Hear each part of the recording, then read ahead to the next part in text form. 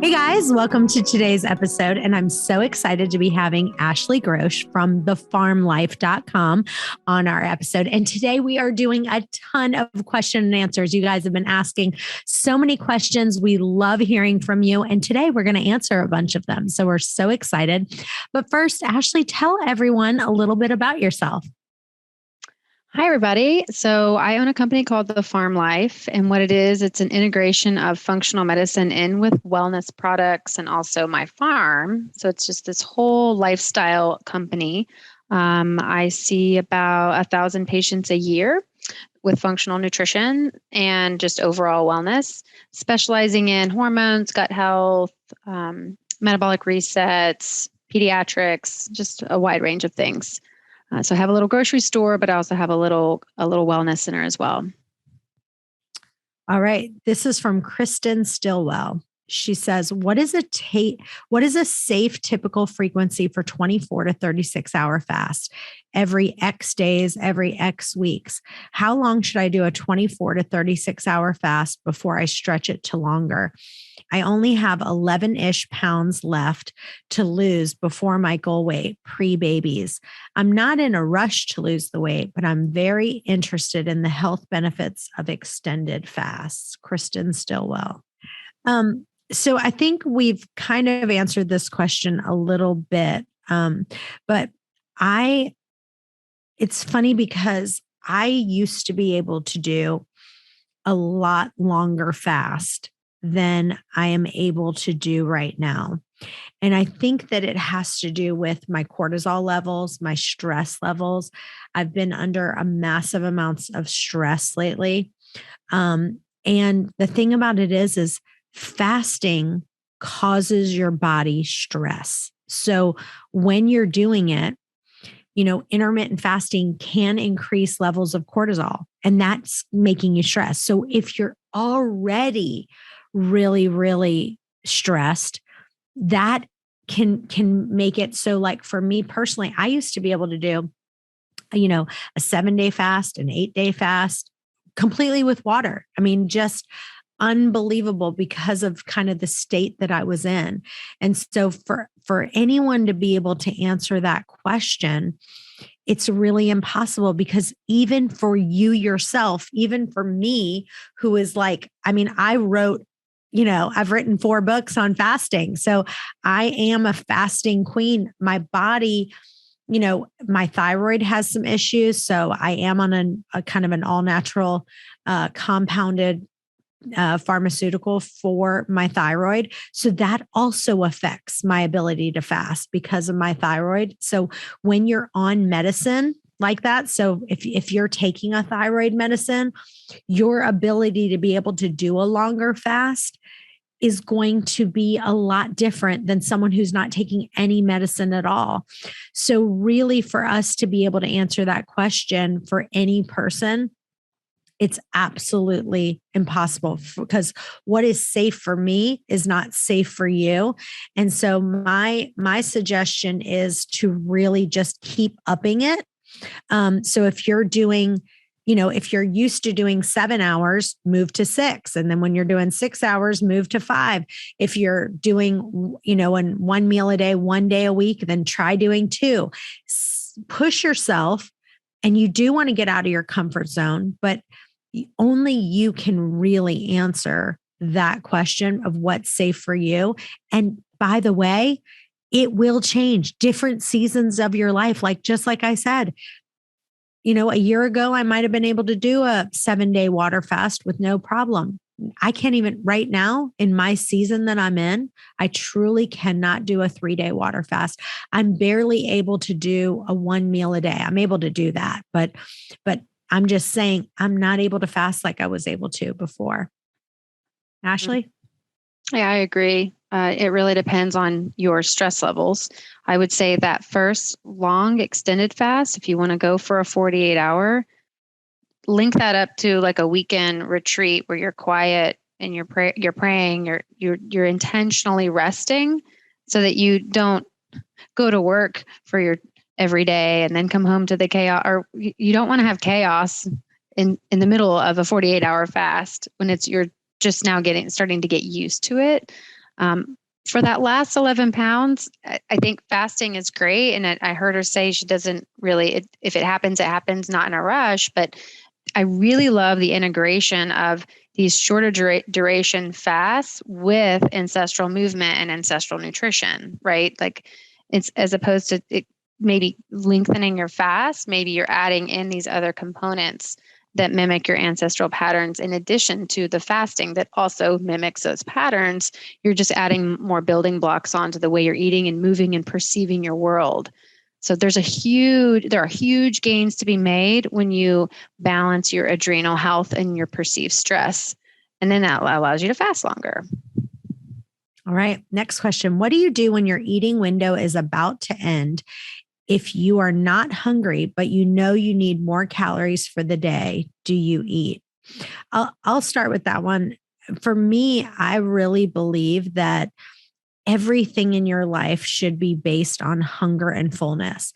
I really believe not eating when you're not hungry, like I don't think you should ever eat. So if you truly are not hungry, you should never be like, oh, let me shove some food down my face because my eating window is about to end.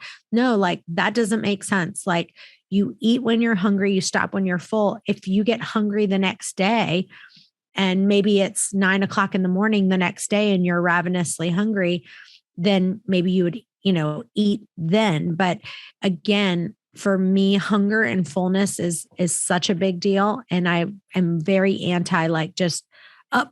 It's 7 o'clock. My eating window is about to end. Like, let me shove food down my face. Mm-hmm. Ashley?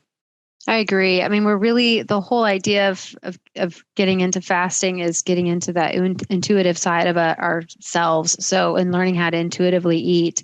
And so, yeah, if you're not hungry, don't eat, and then pivot that day and change your windows around a little bit based on that intuition. I mean, I certainly, if I'm not hungry, I'm not going to eat. And then eventually when you are hungry, you're trying to learn how to eat less when you are hungry, right? Half of an avocado instead of guacamole with the chips, like that's leveling up. That's the whole point of the fasting process. I don't know about you, but I think there's something really special about having a group that you can connect with, a group you can grow with, and a group that you can learn from.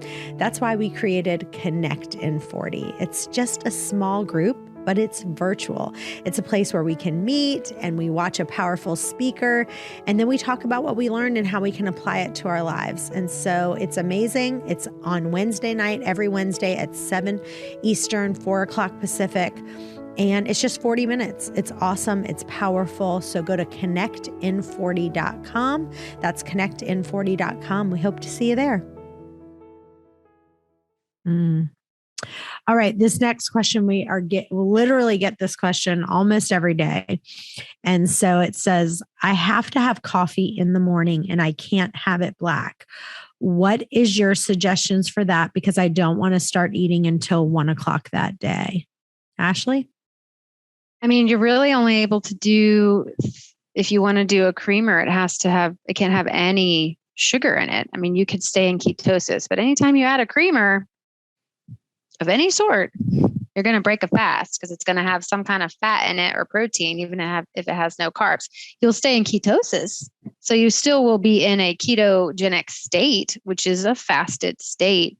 But I mean, pretty much if you add the creamer, you're going to break your fast. I don't know about you. What do you think? Yeah, no, I agree 100%. And the thing about it is that part of that is a mindset thing. So like I used to have tea. I had to have some kind of sugar in my tea. Then I moved from having sugar in my tea, and then I moved to like having stevia or Splenda or something like that. And now, like if you gave me I only drink unsweetened tea. If you gave me an unsweetened tea with Splenda in it, I'd be like, oh, this is disgusting, because I've trained my body that way. When it comes to creamer, I'm able to have black coffee in the morning, and I don't enjoy it as much as if I had creamer, to be honest. But I've gotten to the point that I've just been like, okay, this is what it is. I'm going to do it. And then you end up kind of liking it.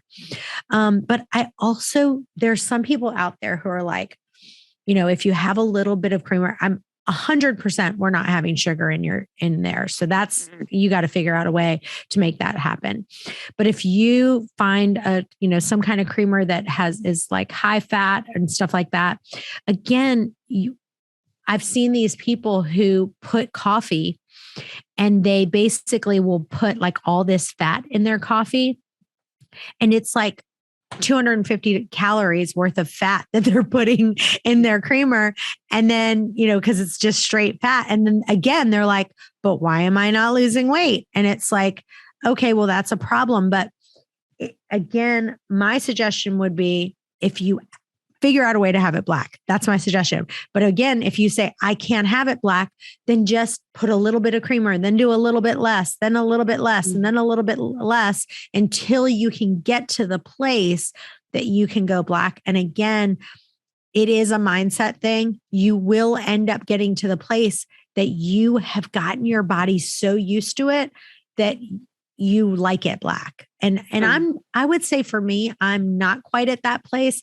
Like I'll have black coffee in the morning. I definitely don't enjoy it as much, but like I actually love having a cup of coffee. Like if I have lunch, I love having a cup of coffee with a little bit of cream, and I call it a meal finisher.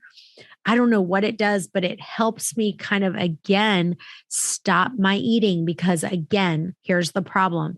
I have a good time starting, but once I start, I have a hard time stopping. So having that coffee with a little bit of cream at the end of my meal, it can be decaf coffee as well, and can go from there.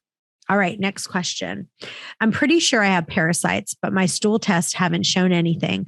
What are some of the symptoms that could mean, and how do I get rid of it? Anonymous.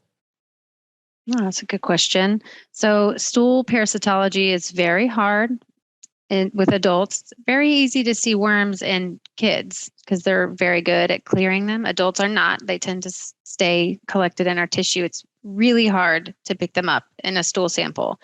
So first thing is, if you do a stool sample again, time it around the full moon. That's not some weird astrology thing. That's actually just some science there, that parasites have serotonin receptors and our serotonin levels go up around the full moon. So you get a little bit better of that 3-day sampling if you do time your next stool sample around the full moon. Even then, it may be false negatives. It's a big problem. So you're looking for symptoms would be hypermotility, so chronic diarrhea. Generally, constipation does not correlate with parasites except for D. fragilis. That's one type of parasite that does correlate to constipation, but all the other parasites are generally related to chronic diarrhea. So that's your main symptom. Otherwise, there's a long list of symptoms. Brain fog, memory loss, because parasites can hide in brain tissue. They can chronic sinuses. If someone has chronic sinusitis and gut issues, and I think they may have parasites living in their sinus cavities. So it's the nice thing about functional medicine and botanical protocols that we use is that those supplements are very safe. And so you can always do a full moon parasite cleanse for you actually titrate up. The first month you do the full moon day, then you add 1 day on either side. And the next month you add 2 days on either side for a full 5-day cleanse. And that's a very safe way to just clear out parasites if you do have them, using botanicals and carbon-based products like zeolite and binders and stuff. So what are your favorite products for parasites? Like, is there any brands that you love and things that maybe you sell at your market that you love to get rid of parasites? Yeah, I love Cellcore. So it's probably my favorite parasite cleanse protocol. It comes in phases. It's pretty intense, but because when you're doing a parasite cleanse, you have to support mitochondria and energy, cellular energy at the same time. And so they just have a good protocol. Otherwise, I've got some custom protocols that I use with herbs, but Cellcore really kind of has been getting it done in a kind of a package deal as of late. Yeah. So, but with Cellcore, it's not just you can't just buy the supplement. So that's what's frustrating about them. They have to be ordered through a practitioner. And because they're like pretty intense protocols. So you can't sell them in a store, but I've had hundreds of people on Cellcore and with great results with parasites that they didn't know they had, even though the stool test didn't show it. but they thought they did. So we just do a full moon cleanse and lo and behold, things start coming out. So I love that. All right. Last question. What is the best kind of infrared sauna for home use? I've been looking at the blankets. Lottie Sazakis. Well, I feel maybe we have two different types of sauna. So I love the tent one, where my head sticks out. I look really funny in it, but it's a far IR sauna. And I've found it to be really efficacious because I'll stay in it for a lot longer. And also if I'm like off gassing, things like detoxing through gas, things that I don't want to then breathe in, I like the sauna where my head sticks out. So I'm not breathing my off gas back in the sauna, if that makes sense. So that's why I really love the new tent technology saunas, because you can just sit with your head out and you're not breathing in your own toxic fumes. Now, I love going to a regular sauna if I don't feel like I'm going to sweat out all this stuff, right? When you feel like stuff is just going to start seeping out of you, and when you're like, I'm doing pretty good this week. But otherwise, I don't go into a regular sauna anymore if I feel like the gas that I release is going to be something I don't want to breathe back in. Awesome. Well, this has been amazing. Thank you so much for sharing all your knowledge and everything with us. And I know you're making such a big impact in people's lives with their health. So I thank you for that. And I want you to tell listeners where they can find you and where they can follow you. Okay. Yeah. So I can be found at thefarmlife.com. I see clients all over the country via telehealth, or I have an in-person wellness center in Virginia Beach. And then on social media, I'm found at the Farm Life Movement on Instagram and Facebook. All right. Well, this was great. Thank you guys so much for joining us. We'll see you next time. Stay tuned. Thank you. Bye-bye for now.